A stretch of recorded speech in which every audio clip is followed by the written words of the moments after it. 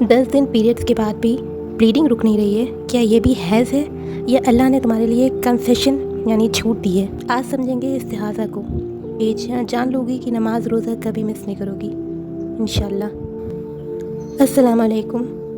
आज हम एक बहुत ही इम्पॉर्टेंट और सेंसिटिव टॉपिक पर बात करने वाले हैं जो हर मुस्लिम विमेन को पता होना चाहिए। हमारा आज का क्वेश्चन है, क्या इस्तिहाज़ा यानी इर्रेगुलर ब्लीडिंग में की हालत में नमाज़ पढ़ सकते हैं? This is a super common confusion and honestly proper knowledge ना होने की वजह से बहुत सी बहनें अपनी नमाज स्किप कर देती हैं। So today let's clear all your doubts once and follow according to Islamic rules. सबसे पहले जानते हैं कि इस्तिहाज़ा क्या है। Let's understand line of difference क्या है।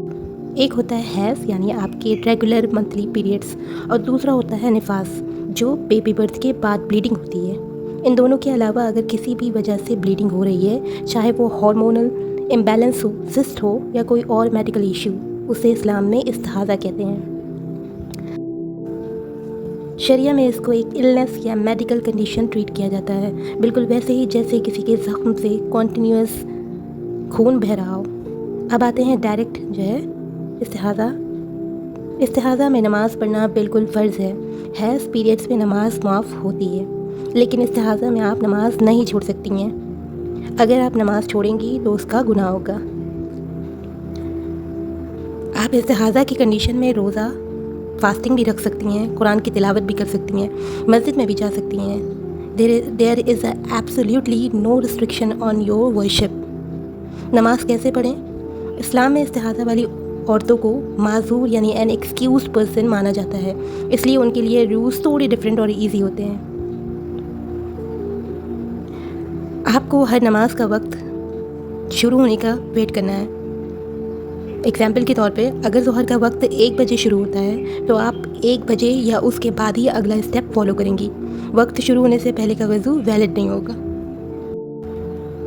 नमाज का वक्त शुरू होते ही सबसे पहले उस जगह को धोकर जहाँ से आपको ब्लीडिंग आ रही है उसको क्लीन कर लीजिए और फिर उसके बाद एक साफ़ पैड, कॉटन या क्लोथ इस्तेमाल करें ताकि खून आगे ना फैले।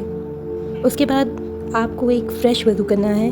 हमारे प्रॉफिट मोहम्मद सल्लल्लाहु अलैहि वसल्लम ने स्ट्रिक्टली फरमाया है कि इस्तिहाज़ा वाली ख़वातीन हर नमाज के वक्त नया वज़ू करें। वज़ू करने के बाद जो है नमाज इमीडिएटली पढ़ें।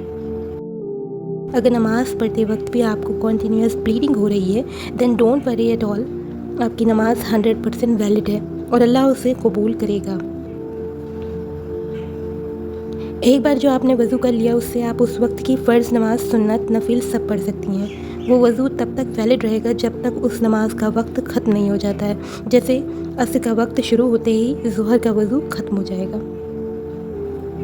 अगर ब्लीडिंग के अलावा कोई और चीज़ होती है जिससे वज़ू टूटता है, तो जैसे गैस की प्रॉब्लम है या उठकर टॉयलेट चले जाना, तो आपका वज़ू टूट जाएगा और आपको दोबारा वज़ू करना पड़ेगा। इस्लाम हमारे लिए आसानी चाहता है, मुश्किल नहीं। इस्तिहाज़ा एक बीमारी है, कोई नापाकी या गुनाह नहीं है, इसलिए अपनी इबादत को स्टॉप मत करें। I hope this video cleared all your confusion regarding इस्तिहाज़ा। अगर आपको ये इन्फॉर्मेशन हेल्पफुल लगी हो तो please share it with your friend and sister ताकि उनकी उलझन भी दूर हो सके।